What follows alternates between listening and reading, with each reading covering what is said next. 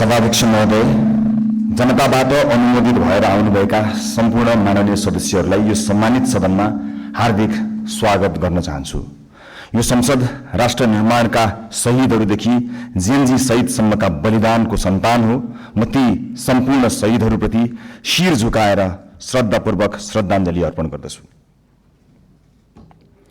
नेपाली जनताले यसपटक ऐतिहासिक रेकर्डका साथ राष्ट्रिय स्वतन्त्र पार्टीलाई करिब 2/3 मतादेश दिएका छन्।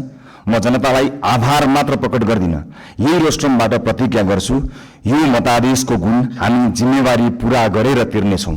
यो मतादेशमा जनताको आशा पनि छ, आक्रोश पनि छ।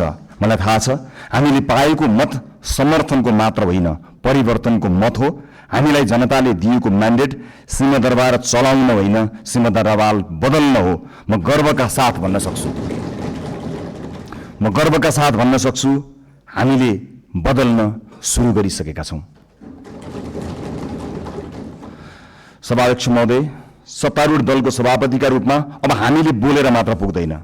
मैले मात्र होइन, रासोपाका हरेक माननीयले कामबाटै आफूलाई, पार्टीलाई र सरकारलाई प्रमाणित गर्नुपर्छ। अब हामी राम्ररी बोल्नुभन्दा पनि हाम्रा कामहरू र सरकारका कामहरू आफै अत्यन्त राम्रोसँग बोल्नेछन् र ती बोल्न सुरु गरिसकेका कुरा फेरि पनि म निवेदन गर्न चाहन्छु। सभाध्यक्ष महोदय, हामीलाई हनीमुन पिरियडको सुविधा पनि चाहिँदैन। हामी दिन गनेर होइन, सेकेन्ड गनेर काम गर्न चाहन्छौँ र गर्न सुरु गरिसकेका छौँ। तपाईहरूले सरकारको रफ्तार देखिरहनु भएको छ। अब कर्मचारी तन्त्र सहित सिङ्गो देशले यो रफ्तारसँग गति मिलाउनुको विकल्प छैन।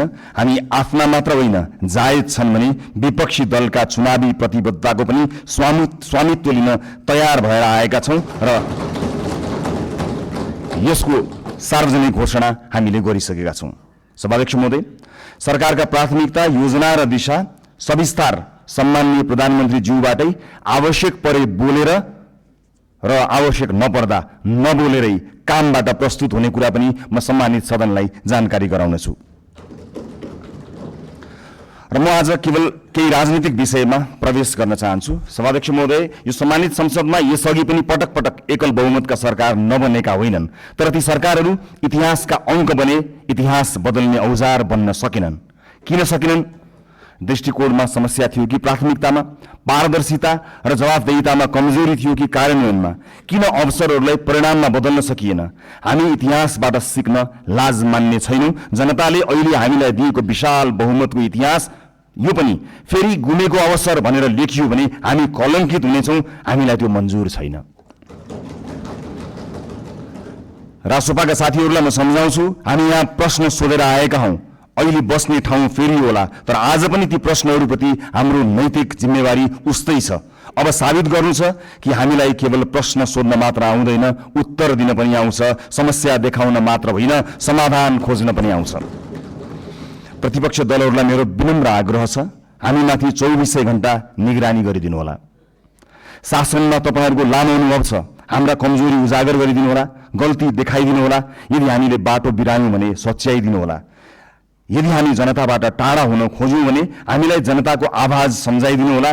हामीबाट अहङ्कार नबढोस्, हामीमा कुनै अहङ्कार नछाओस्, हाम्रा निर्णयहरू एकतर्फ नहुन्। लोकतन्त्रमा सत्ता पक्ष र प्रतिपक्ष प्रतिस्पर्धी मात्र होइनन्, एकअर्काका पूरक पनि हुन्। एकले काम गर्छ, अर्कोले निगरानी गर्छ। एकले योजना बनाउँछ, अर्कोले परख गर्छ। हामी प्रतिपक्षको आवाज कमजोर हुन दिने छैनौँ, किनकि प्रतिपक्षको आवाज कमजोर बनाइयो र उपेक्षा गरियो भने लोकतन्त्र कमजोर हुनेछ। यो हामीले अस्ति भर्खरै देखिसकेका छौँ। यो संसद बहसको थलो हुनेछ, प्रतिशोधको होइन। हिजो आफ्नालाई बचाउन र विपक्षीलाई फसाउन कानुनमै संशोधन गरिएको छ र अध्यादेश समेत ल्याइएको छ। त्यस्ता गलत क्रियाकलाप यथाशीघ्र सच्याइने कुरा म यो सम्मानित सदनलाई जानकारी गराउन चाहन्छु। प्रतिपक्षमाथि अहङ्कार र प्रतिशोधको त्यो अध्याय अब दोहोरिने छैन। आस्थाका आधारमा फरक व्यवहार हुने छैन। अब अन्यायपूर्वक विधि नै निचेर सुन्न मन लागेका कुरा नसुनौ भनेर कसैको माइक काटिने छैन। संसदीय समितिहरूमा संख्याकै बलमा प्रतिशोध र अत्याचार हुने छैन, तर सुशासनको वेग भने रोकिने छैन। न्याय पाउने न्याय पाउने पहिलो हक शहीदकी आमाको हो, त्यसलाई प्रतिशोध भन्न पाइने छैन।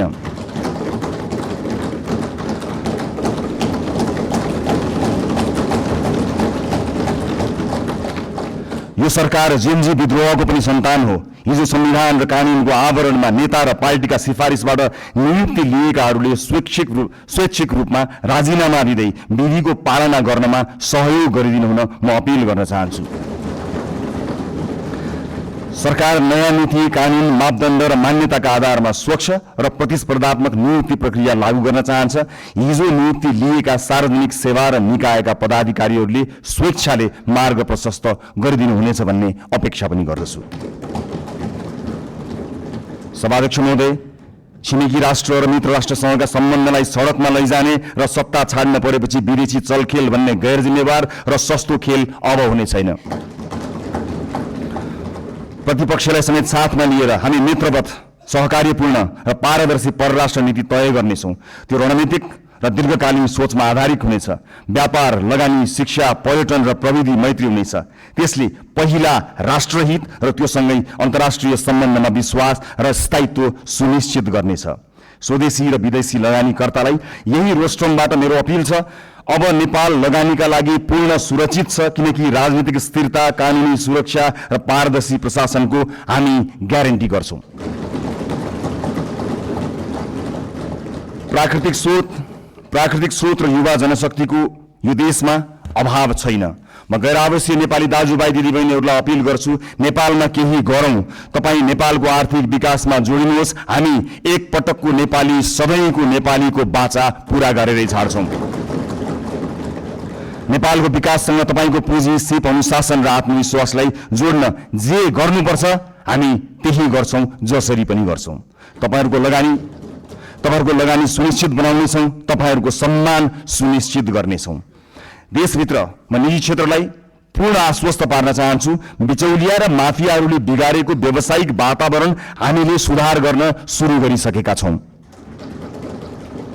नीतिहरू अब बजारमा बेचिने छैनन्, निर्णयहरू कसैको दबावमा बन्ने छैनन्। व्यावसायिक क्षेत्रमा तपाईँहरूले अनुभव गरेको असुरक्षा, अनिश्चितता र दबाव सधैँका लागि समाप्त हुनेछ। बिचौलिया र माफियागिरी अब रहने छैनन्। समान अवसर, पारदर्शिता, निष्पक्षता र व्यावसायिक स्वतन्त्रताको जिम्मा हामी लिन्छौँ, सरकारले लिन्छ। म एउटा प्रसङ्ग यहाँ प्रस्तुत गर्न चाहन्छु। सभामुख महोदय, मेरा मित्र माननीय खगेन्द्र सुनवार निर्वाचित भएर यहाँ आउनुभएको छ। चुनावी दौडका सिलसिलामा उहाँका विषयमा विवाद आउँदा थाहा छैन उहाँले गल्ती गर्नुभयो गर्नु भएन, तर उहाँले माफी माग्नुभयो। यति छिटै माफी माग्नुभयो। भन्नुभयो मबाट त्यस्तो गल्ती भयो जस्तो मलाई लाग्दैन, तर गल्ती भएको रहेछ भनेर माफी माग्नुभयो। म आज यो सिङ्गो सदनबाट सिङ्गो देशलाई भन्न चाहन्छु, गल्ती गरेको हो कि होइन भन्दा अन्यल हुँदा खगेन्द्र सुनारले माफी मागे। खगेन्द्र सुनारहरूमाथि युगौं युगसम्म गरिएको अन्यायको लागि हामीले माफी माग्यौं।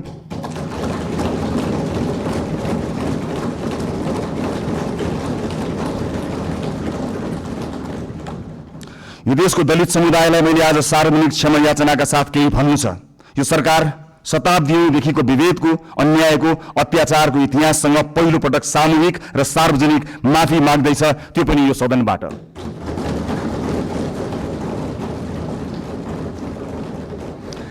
आजसम्मको विभेद सामाजिक गल्ती थिएन, संगठित अपराध थियो। यो देश किन बनेन थाहा छ? किनकि जसका हातमा सिप थियो तिनलाई हामीले अछुत मान्यौं। अब कुनै पनि नेपाली जातका नाममा झुक्नु पर्ने छैन।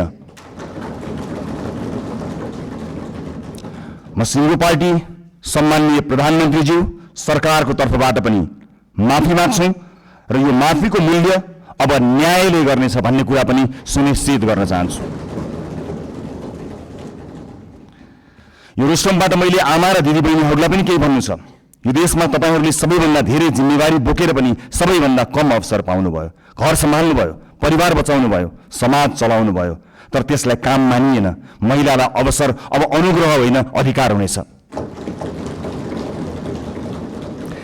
हामी सुनिश्चित गर्नेछौँ शिक्षा र रोजगारीमा बराबर पहुँच, राज्यका हरेक तहमा अर्थपूर्ण प्रतिनिधित्व, कर्मस्थल र समाजमा सुरक्षा र सम्मान, अनि महिला विरुद्धका हिंसामा शून्य सहनशीलता।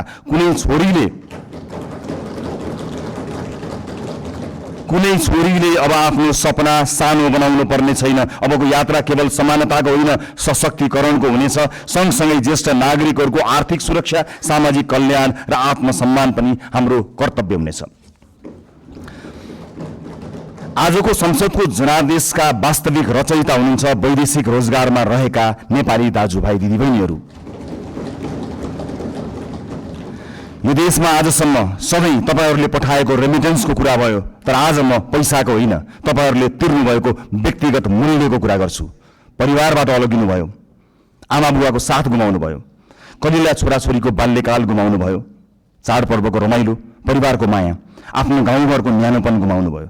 कतिले आमा बाबुको मृत्युमा काँध थाप्न पाउनु भएन, कतिले सन्तानको पहिलो पाइला देख्न पाउनु भएन। आज म यहीँबाट क्षमा याचनाका साथ स्वीकार गर्छु, यो देशले तपाईहरूको त्यागको उचित सम्मान गरेन। अब तपाईहरूको पीडा केवल कथा बन्ने छैन, नीति बन्नेछ, राज्यको प्राथमिकता बन्नेछ।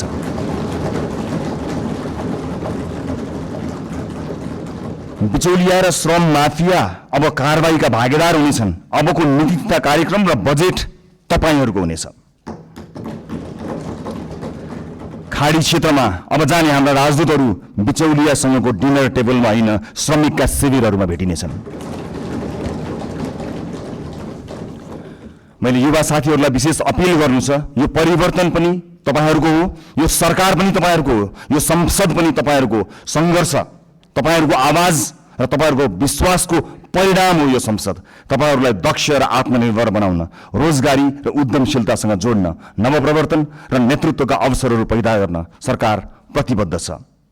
माननीय सांसदज्यूहरू, जुनसुकै पार्टीबाट चुनिएर आए पनि हामी जनतालाई प्रतिनिधित्व गर्दछौँ। त्यसैले अब हाम्रो लक्ष्य एउटै हुनुपर्छ, देशको समृद्धि, जनताको जीवनमा सुधार र न्यायपूर्ण समाजको निर्माण। मलाई विश्वास छ यो सहकार्य, उत्तरदायित्व र परिवर्तनको प्रतीक हुनेछ। धन्यवाद।